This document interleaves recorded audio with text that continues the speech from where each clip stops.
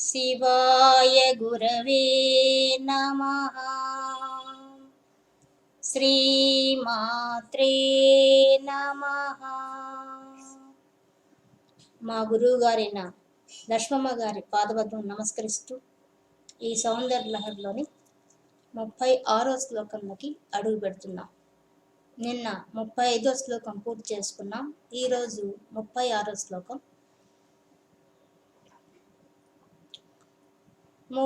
తవాజ్ఞాచక్రస్థం తపనశశికోటిద్యుతిధరం పరం శంభుం వందే పరిమిళితపార్శ్వం పరచితా యమారాధ్యన్ భక్త్యా రవిశశి శుచీనామ విషయే నిరాలోకే లోకే నివసతి భాలోక భువనే. మనకు ఈ సౌందర్యలోని 36వ శ్లోకంలో స్వామివారు ఇక్కడి నుంచి మనలో ఉన్న చక్రాల గురించి వివరించడం మొదలవుతుంది.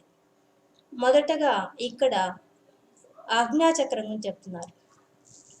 అసలు ఎందుకు ఈ చక్రాలు మనం ఉపాసన చేయాలా అంటే మనలో ఉన్న పరమాత్మను దర్శించడం కోసం. ఇది మొదటి విషయం. అన్నిటికన్నా ముఖ్యమైనది, మనకు జీవించే విధానంలో మానవులకు గొప్ప వరం ఇవ్వబడింది. మనుషులుగా పుట్టినందుకు తరించాలని చెప్తుంటారు. మానవ జన్మ గొప్పది, దుర్లభం అని చెప్తుంటారు. కానీ ఎందుకు చెప్తున్నారు అలాగా అంటే, మనకి సమస్త జీవరాశులు ఉండేవన్నీ కూడా 4 వర్గాలు విభజించబడ్డాయి. అవి ఉద్బీజములు, స్వేదజములు, అండజములు, క్షీరదములు. ఇప్పుడు మనకి మిగతా అన్నిటికన్నా మనం క్షీరదం కిందకు వస్తాం. అంటే పాలిచ్చి పెంచబడేవాళ్ళం. చెట్లు, మళ్ళీ చెమటతో వచ్చేవి, అండం ద్వారా పుట్టేవి, పాల ద్వారా పెరిగేవి. ఈ 4 రకాల జీవరాశి. ఈ 4గింట్లో మనం నాలుగో దానికి సంబంధించిన వాళ్ళం. కానీ మొదటి వాళ్ళం మనమే. ఎందువల్ల? మనకు మిగతా వాటికి తేడా మనకి జ్ఞానం ఉంది. ఈ జ్ఞానాన్ని పరిపూర్ణం చేసుకుంటేనే వాడు పురుషుడవుతాడు, పరిపూర్ణ మానవుడు అవుతాడు. అందుకే మానవ జన్మ సార్థకం చేసుకోవడానికి అవకాశం ఉంది. కాబట్టి నరకలోకానికి పోయినా, అటు స్వర్గలోకానికి పోయినా మళ్ళీ భూమి మీదకి వచ్చి తరించాల్సిందే వాడు, తప్పదు. మోక్షం పొందాలంటే మాత్రం భూమి మీదకి రావాల్సిందే. కాబట్టి ఈ విషయాన్ని మనం చిన్నప్పుడు తెలుసుకుంటే, ప్రతి ఒక్కరు యోగ శాస్త్రాన్ని పఠిస్తే, చిన్న వయసు నుంచే కానీ యోగ శాస్త్రం నేర్చుకుంటే ఖచ్చితంగా ప్రతి మానవుడు పూర్ణ మానవుడు అవుతాడు. కానీ మన దురదృష్టం, మనకి ఎవరు చెప్పే పరిస్థితి లేదు. ఆ కాలం అంతా అయిపోయింది. ఇప్పుడు ఎవరికి తెలియదు కూడా ఆ విషయం. ఋషులు తప్పించి ఎవరికి తెలియడం లేదు.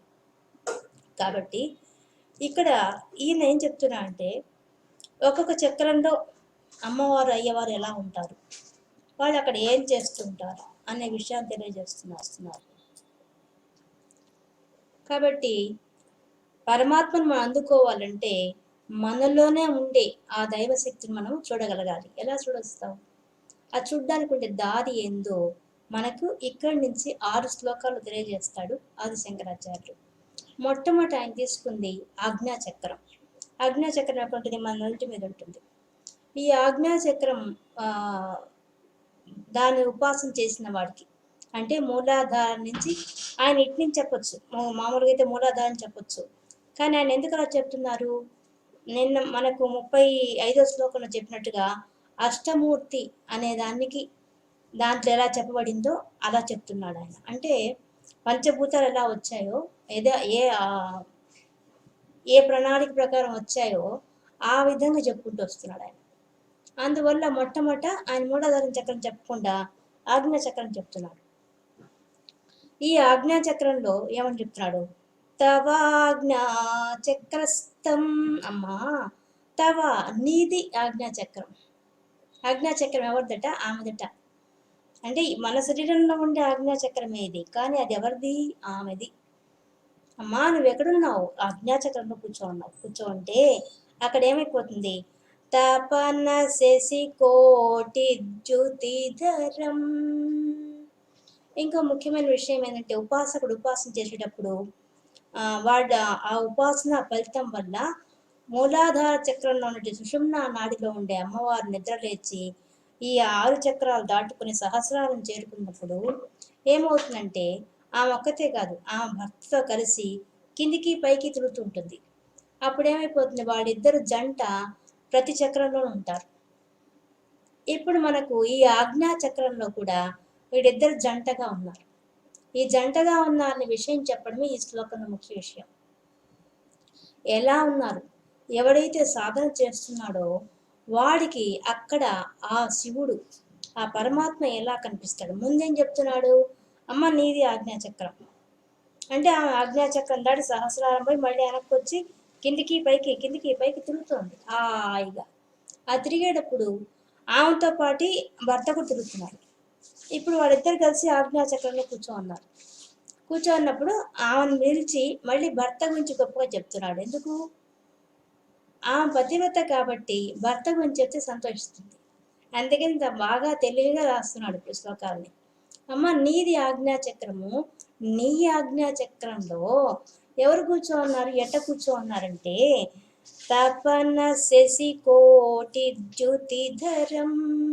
మీ ఇద్దరు ఎలా కూర్చోన్నారు, తపనుడు అంటే సూర్యుడు, శశి అంటే చంద్రుడు, కోటి జ్యుతిధరం కోటి వెలుగులతో కూర్చోన్నారట, ధరించి ఉన్నారు, ధరించి ఉన్నారు, కోటి వెలుగులు ధరించి ఉన్నారమ్మా మీ ఇద్దరు అక్కడ ఆజ్ఞాచక్రంలో కూర్చొని ఏం చేస్తున్నారు. పరం శంభో, శంభుడు ఆ శివుడు అక్కడ ఏమని పేరుతో ఉన్నాడు, ఆయన పరం పరుడు అనే పేరుతో ఉన్నాడు. పరం శంభోహో, ఆ శంభుడు అక్కడ ఉండే పేరు అంటే ఒక్కొక్క చక్రంలో వాడిద్దరికి ఒక పేరు ఉంటుంది. ఇది మనకి ఎలా తెలుస్తుంది అంటారా, ఋషులు దర్శించారు. వాళ్ళు ఉపాసన చేసినప్పుడు వాళ్ళకు దర్శనం ఇచ్చినప్పుడు వాళ్ళ పేర్లు వాళ్ళే చెప్పుకున్నారు. అక్కడ ఆ స్థానానికి వచ్చినప్పుడు సమయాచారులకు బాగా దర్శనమైంది. వాళ్ళకి ఏ స్థానంలో ఉండే వాళ్ళిద్దరూ ఏ పేరుతో ఉన్నారు, అక్కడ ఎలా ఉంటారు, ఏ కాంతితో ఉంటారు, ఇవన్నీ ఋషులకు దర్శనమైనాయి. దర్శనమైన విషయాన్ని మనకు చెప్తున్నారు. అమ్మ మీ ఇద్దరు అక్కడ ముందు నీ భర్త ఎలా ఉన్నాడు, పరం శంభోహో పరుడు అనే పేరుతో ఉన్నాడు ఆయన. మరియు ఇంకా ఎలా ఉన్నారు, పరిమిళిత పార్శ్వం పరచిత. పరిమిళిత పార్శ్వం, పార్శ్వం నీవు ఎక్కడున్నావు, ఆయనకి ఎడమ భాగంలో ఉన్నావు, పార్శ్వ భాగంలో నిన్ను ఎడమ భాగంలో కలిగి ఉన్నాడు. పరిమిళిత కలిగి ఉన్నాడు అక్కడ నీ పేరేంది, పరచిత. అమ్మ నీ పేరు పరచిత, ఆయన పేరు పరుడు, నీ పేరు పరచిత. మీ ఇద్దరి పేర్లు అవి. ఎక్కడ, ఆజ్ఞాచక్రంలో మీ ఇద్దరు ఆ పేరుతో కూర్చోన్నారమ్మా. అక్కడ కూర్చోనుంటే అప్పుడు వందే, అటువంటి మీ ఇద్దరికి నమస్కారం అని చెప్పేశాడు. అమ్మా మీ ఇద్దరు అక్కడేమో కూర్చోన్నారు ఆ పేర్లతో. ఈ దృష్టికి దర్శనమయ్యి ఈ రూపంతో ఉన్నాను మీరు చెప్పడం వల్ల మీ ఇద్దరిని దర్శించాను. ఆయన దర్శించాడు, అందుకే చెప్తున్నాడు ఆయన దర్శనం అయిపోయింది అక్కడ. ఎక్కడ, ఆజ్ఞాచక్రంలో. అందుకనే వాళ్ళిద్దరి పేర్లు అంత బాగా తెలుసు ఆయనకి. ఇలా ఎలా తెలిసింది ఆయనకి అంటే తాను ధ్యానం చేసి సాధించిన విషయాన్ని మనకు చెప్తున్నాడు. కాబట్టి వందే, అటువంటి మీకు నమస్కరిస్తున్నాను. అక్కడున్న మీ ఇద్దరు ఎట్లాంటి కాంతితో ఉన్నారు, కోటి వెలుగులు ఒక్కసారి చంద్రుడు సూర్యుడు ఒకేసారి ప్రకాశిస్తే ఎంత కాంతి ఉంటుందో అంత కాంతి ఆజ్ఞాచక్రంలో దర్శించాడు ఆయన దర్శించాడు, ఋషులు కూడా దర్శించేశారు. అంతేకాదు ఎవరు ఉపాసన చేస్తే ఆ స్థాయికి వెళ్ళిన వాడి ప్రతి ఒక్కడికి ఆ దర్శనము అవుతుంది. ఆ విషయం పక్కన చెప్పేస్తాడు. యమారాధ్యన్ భక్త్యా, భక్తితో ఎవడైతే ఆ దృశ్యాన్ని, ఎవడైతే ఆజ్ఞాచక్రం దాకా ఆరాధిస్తూ వస్తాడో, ఆ స్థాయికి ఎదుగుతాడో, ఇక్కడికి చేరుకుంటాడో వాడికి ఏమైపోతుంది, రవి శశి శుచి నామ విషయే. రవి సూర్యుడు, శశి చంద్రుడు, రవి శశి శుచిరామ విషయే అగ్ని, వీళ్ళ ముగ్గురికి కూడా వాళ్ళ ముగ్గురిని మించినంత కాంతి వాడు దర్శిస్తాడు. ఎవరైతే ఆజ్ఞాచక్రం దాకా ఉపాసన చేసుకుంటూ వస్తాడో వాడికి ఎటువంటి ఫలితం వస్తుందంటే ఆ సూర్యుడు, చంద్రుడు, అగ్ని వాళ్ళ ముగ్గురి కూడా గోచరం కానంత కాంతి, వాడిద్దరిని ముగ్గురిని మించిపోయినంత కాంతిని దర్శించగలుగుతాడని చెప్పి చెప్తున్నాడు. మరి ముందేమో రవి, శశి అని చెప్పి ఇప్పుడు అగ్ని ఎక్కడి నుంచి వచ్చాడు? ముగ్గురు చెప్తున్నాడు. ఇప్పుడు ముందు చెప్పింది ఏమి? ఈ కోటి వెలుగులతో ఉండేవాడు ఎవరు? సూర్యుడు, చంద్రుడు అని చెప్పాడు. ఇక్కడికి వచ్చి అగ్ని కూడా తోడయ్యాడు. ఎక్కడి నుంచి వచ్చారు వాళ్ళు ముగ్గురు? వాళ్ళ ముగ్గురు మన శరీరంలో ఉంటారు. మనకు ఈ నాభి కింద స్థానంలో అగ్నిఖండం, అగ్నిమండలం ఉంటుంది. ఇక్కడ సూర్యఖండ మండలం ఉంటుంది. ఇక్కడ చంద్రమండలం ఉంటుంది. ఈ మూడింటి యొక్క కిరణాలు వచ్చేసి మనకు పైనుంచి అమ్మవారి పాదాల నుంచి పడుతుంటాయి మన శరీరంలోకి. కాబట్టి ఎవడైతే ఆ సాధన చేశాడో వాడికి ఏమైపోతుంది?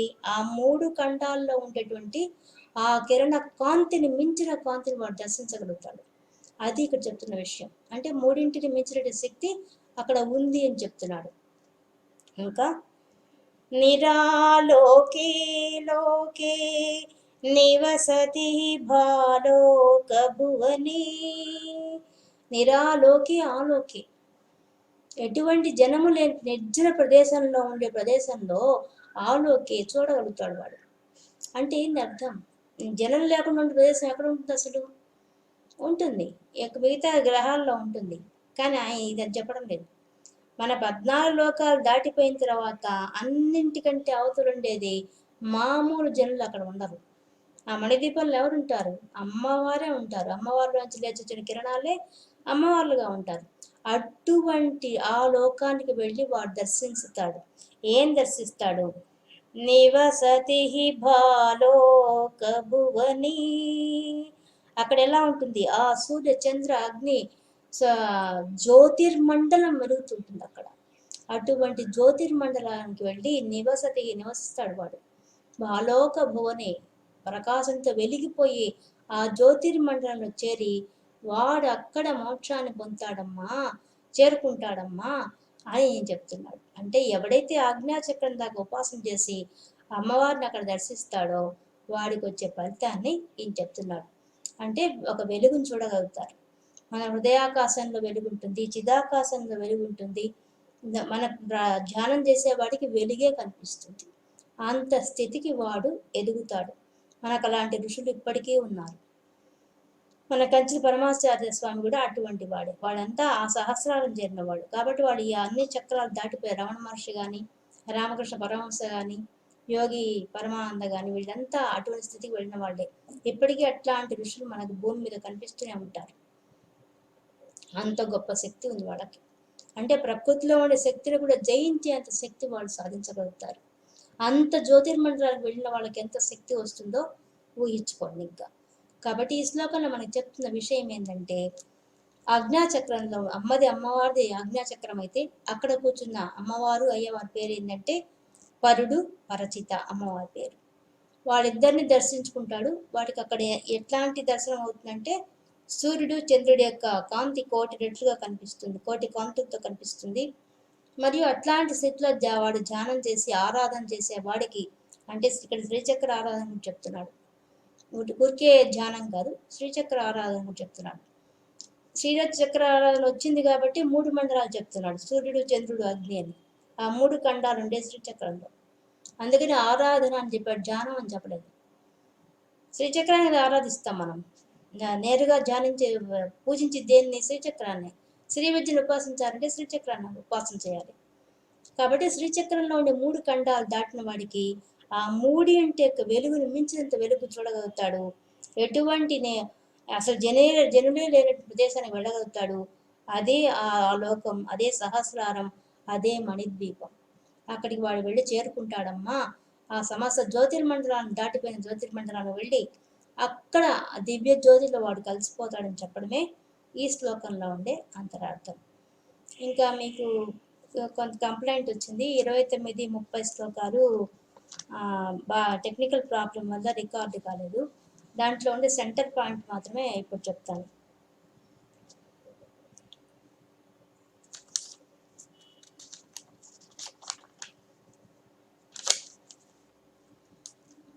కిరీటం వైరించం పరిహర పురః कैटभविदः कठोरे कोटीरे स्खलसि जहि जम्भारि मकुटं प्रणम्रेष्वेतेषु प्रसभमुपयातस्य भवनं भवस्याभ्युत्थाने तव పరిజనోక్తిర్విజయతి. ఈ శ్లోకంలో మనకు చెప్తున్న విషయం, అమ్మవారిని చూడడానికి అమ్మవారు మణిదీపంలో సభ ఏర్పాటు చేసుకున్నప్పుడు అమ్మవారి దగ్గరికి సదాశివుడు వచ్చాడని వార్త వచ్చింది. అప్పుడు ఆమె సభ ఏర్పాటు చేసిన సభలోకి సకల దేవతలు వచ్చున్నారు. వాళ్ళందరూ అమ్మవారిని సేవించుకుంటున్నారు.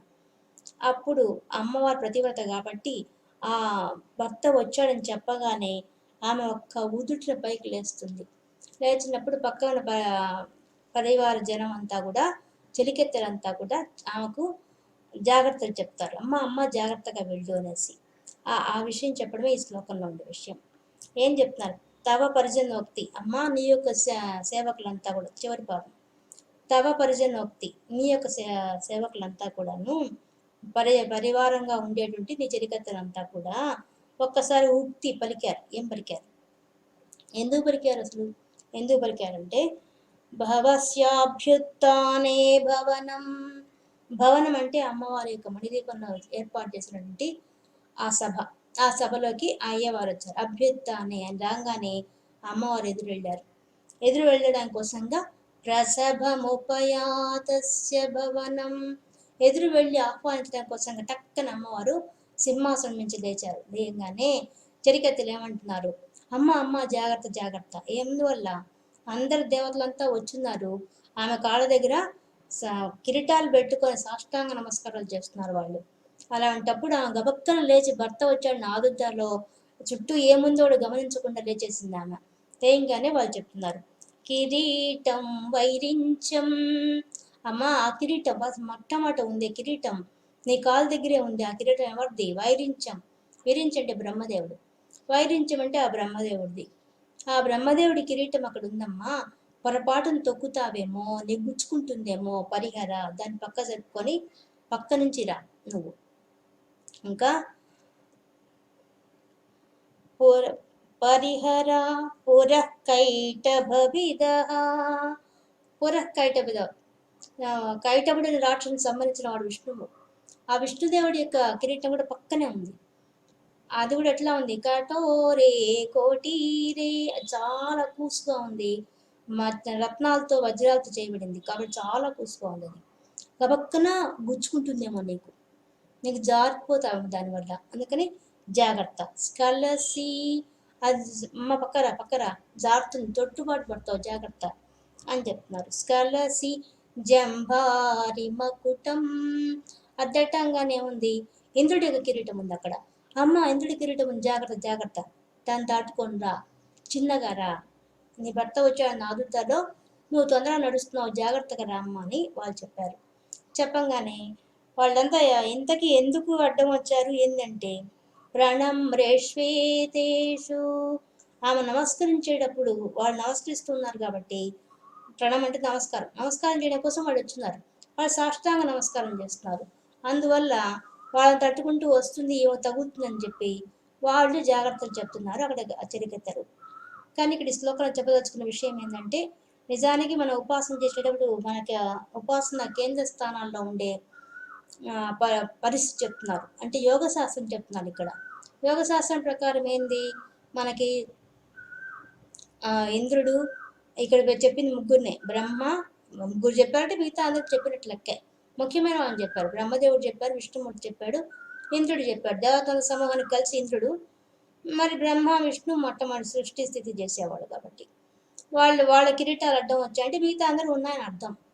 అంతమంది కిరీటాలు అడ్డం వస్తున్నాయమ్మా, జాగ్రత్త చూసుకోరమ్మని అంటే అర్థం ఏంది? ఉపాసన చేసేవాడు ఉపాసకుడికి మనకి కేంద్ర స్థానాలు ఉంటాయి మన శరీరంలో, అవన్నీ అడ్డం వస్తాయన్నమాట ఉపాసన చేయనీయకుండా.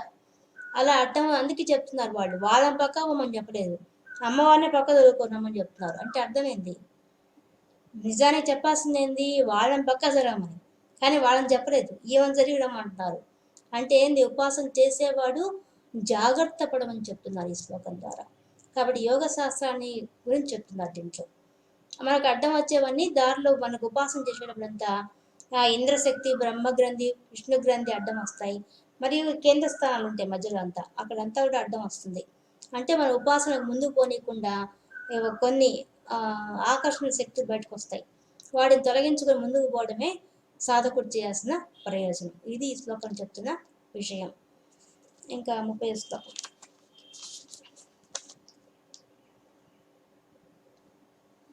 స్వదేహోద్భుతాభిః గృణిభిరణిమాధ్యాభిరభితః నిషేవ్యే నిత్యే త్వాం అహమితి సదా భావయతి యః కిమాశ్చర్యం తస్యా త్రినయన సమృద్ధిం తృణయతః మహాసంవర్తాగ్నిః విరచయతి నీరాజన విధిం. ఇక్కడ చెప్తున్న విషయం కూడా స్వదేహోద్భూతాభి. అమ్మ నీ శరీరంలో నుంచి ఉద్భూతాహి పుట్టాయి. ఏం పుట్టాయి? గురునిభిహి ఆ కిరణాలు పుట్టాయి. అమ్మవారి నుంచి పుట్టిన కిరణాలే అణిమాది అష్టసిద్ధులు దేవతలు. వాళ్ళంతా శ్రీచక్రంలో ఉంటారు. పైన అమ్మవారి యొక్క త్రికోణం దగ్గర నుంచి కింద వరకు 8 ఆవరణాల్లో అందరు యోగిని దేవతలు కూర్చో ఉంటారు. వాళ్ళు ఏం చేస్తుంటారంటే నిషేవ్యే, వాళ్ళు అమ్మవారిని సేవించుకుంటూ ఉంటారు. ఎవరు సేవిస్తారు? నిత్యే, శాశ్వతంగా ఉండే అమ్మవారిని వాళ్ళు ఎప్పుడు సేవించుకుంటుంటారు. అటువంటి వాళ్ళు అటువంటి దృశ్యాన్ని, ఎటువంటి దృశ్యాన్ని? అమ్మవారి మధ్యలో కూర్చొని ఆమె చుట్టూ ఆమెలోంచి వచ్చిన కిరణాలు అమ్మవారుగా మారితే వాళ్ళందరూ ఆమె చుట్టూ కూర్చొని సేవ చేస్తుంటే ఆ దృశ్యాన్ని ఎవరైతే దర్శిస్తాడో వాడు అప్పుడు ఏమనుకోవాలా? అహమితి సదా భావయతి యః. వాడు సదా ఎల్లప్పుడూ కూడా భావన చేయాలి. ఏం భావన? అమ్మవారి మధ్యలో కూర్చొని చుట్టూరు అమ్మవారిలో కూర్చొని సేవ చేస్తున్నట్టుగా ఎవడైతే భావిస్తాడో యహ, వాడు ఏమవుతాడు? వాడికి ఏమవుతుంది? త్రినయన సమృద్ధిం తృణయతః. వాడి యొక్క వచ్చే ప్రయోజనం ఏంటంటే త్రినయన, 3 కళ్ళు గలవాడు పరమేశ్వరుడు. పరమేశ్వరుడు ఇచ్చే ఐశ్వర్యాన్ని కూడా వాడు తృణయతః గడ్డిపోచగా భావిస్తాడు. అంటే అర్థమైంది. అంటే అమ్మవారి చుట్టూ కూర్చొని దేవతంతా ఏం చేస్తారంటే అమ్మవారి దగ్గరికి పోనీకుండా అడ్డంగా కూర్చోంటారు. వాళ్ళు ఎవడైతే ఉపాసన చేస్తాడో వాడికి ఏం చేస్తారు? వాడి కోరికలను తీరుస్తుంటారు. వాడికి కావాల్సిన డబ్బులు ఇవ్వడం, డబ్బులు కోరుకుంటే డబ్బులు, లేదా వాడికి ఏ కోరికలు ఉంటే ఆ కోరికలు తీరుస్తుంటారు. వాడు ఇంకేం చేస్తే ఈ కోరికలతో తృప్తి పడిపోయి కూర్చుంటాడు. ఇంక ముందుకు పోడు. అమ్మవారి దగ్గరికి పోవాలని వాడికి ఉండదు. కానీ ఎవడైతే జ్ఞాని ఉంటాడో వాడు మాత్రం ఇవన్నీ తొక్కలో నాకు వద్దని చెప్పేసి అమ్మవారినే దర్శించుకోవడానికి వెళ్ళిపోతాడు. వాడు ఇవన్నీ పట్టించుకోడు. వాడు అమ్మవారే ముఖ్యం అనుకుంటూ వెళ్తాడు. ఎప్పుడైతే అట్లా ప్రయత్నం చేస్తాడో మనకు నిజానికి ఐశ్వర్యం ఇచ్చేవాడు ఈశ్వరుడు. అటువంటి ఈశ్వరుడే వచ్చి సాక్షాత్తుగా వచ్చి ప్రత్యక్షమైన నీకు ఇస్తానన్నా కూడా వాడు గడ్డి పోసగా చూసి నాకు అక్కర్లేదంటాడు. ఎందుకంటాడంటే మహాసంవర్తాగ్ని. వాడెందుకు అట్లా అంటాడంటే వాడి అణిమాది అష్టసిద్ధుల్ని వద్దంటాడు, శివుడిచ్చే ఐశ్వర్యాన్ని వద్దంటాడు. ఆ వద్దనప్పుడు ఏమైపోతుంది? వాడు ఎప్పుడైతే వాడు వద్దని తృణప్రాయంగా చూస్తాడో అప్పుడు ఆ అణిమాది సిద్ధులన్నీ కూడా వాడు నేరుగా అమ్మవారికి పంపించేస్తాయి. వాడు అమ్మవార్లపై కలిసిపోతాడు. అప్పుడు అమ్మవారికి ప్రళయకాలంలో ఇచ్చే హారతి ఏదైతే ఉంటుందో అప్పుడు పెద్ద అగ్ని వచ్చి, అది మహాసంవర్తాగ్ని, ప్రళయం వచ్చి బ్రహ్మ ప్రళయం వచ్చినప్పుడు వస్తుంది. ఆ అగ్ని వచ్చి అమ్మవారికి నీరాజనం ఇస్తుంది. ఆ ఇచ్చే నీరాజనము వాడికి ఇచ్చినట్టుగా అయిపోతుంది. ఎందుకని? వాడు అమ్మవారిలో కలిసిపోయాడు కాబట్టి. అది వచ్చే ఫలితం. అందుకే చెప్తున్నారు విరచయతి నీరాజన విధిం. అమ్మా ఆ మహాసంవర్తాకి వచ్చి నీకిచ్చే నీరాజనం వాడికి లభిస్తుందమ్మా అని చెప్తున్నాడు ప్రయోజనం. అంటే ఎవడైతే అమ్మవారి మధ్యలో ఉన్న అమ్మవారిలోంచి వచ్చిన లేచిన కిరణాలే అమ్మవారి చుట్టూ దేవతలుగా కూర్చొని పూజ చేస్తూ ఉంటే, సేవిస్తూ ఉంటే, అటువంటి దృశ్యాన్ని ఎవడైతే భావిస్తాడో వాడికి వచ్చే ప్రయోజనం చెప్తున్నాడు. అహమితి అనేది ముఖ్యమైన పదం. అహమితి సదాభావేతి. అహమితి అంటే నువ్వే నేనమ్మా అనే భావన వాడు వెళ్తాడు. అలా వెళ్ళిన వాడికి ఇటువంటి ఫలితం వస్తుంది. ఎటువంటి ఫలితం? బ్రహ్మ ప్రళయం అప్పుడు అగ్నిదేవుడే వచ్చి హారతి ఇస్తాడు వాడికి. అమ్మవారికి పట్టే హారతి వాడికి ఇచ్చినట్టుగా అయిపోతుంది. అంటే అమ్మవారిలో వాడు ఐక్యం అవుతాడని చెప్పడమే ఈ శ్లోకంలో ఉండే అంతరార్థం. ఈ 2 శ్లోకాలు మనకి టెక్నికల్ ప్రాబ్లం వల్ల మీకు సరిగా రాలేదు. అందుకని ఇప్పుడు ఈ 2 కూడా అప్పుడు అట్లే చెప్పాను, ఇప్పుడు పూర్తిగా చెప్పినట్టే మీకు. ఇది ఈ 2 శ్లోకాల్లో ఉండే అంతరార్థం. మనము ఇప్పుడు 36 శ్లోకం పూర్తి చేసుకున్నాము. రేపు 37 శ్లోకంతో కలుసుకుందాము. పరబ్రహ్మార్పణమస్తు. అంతవరకు సెలవు.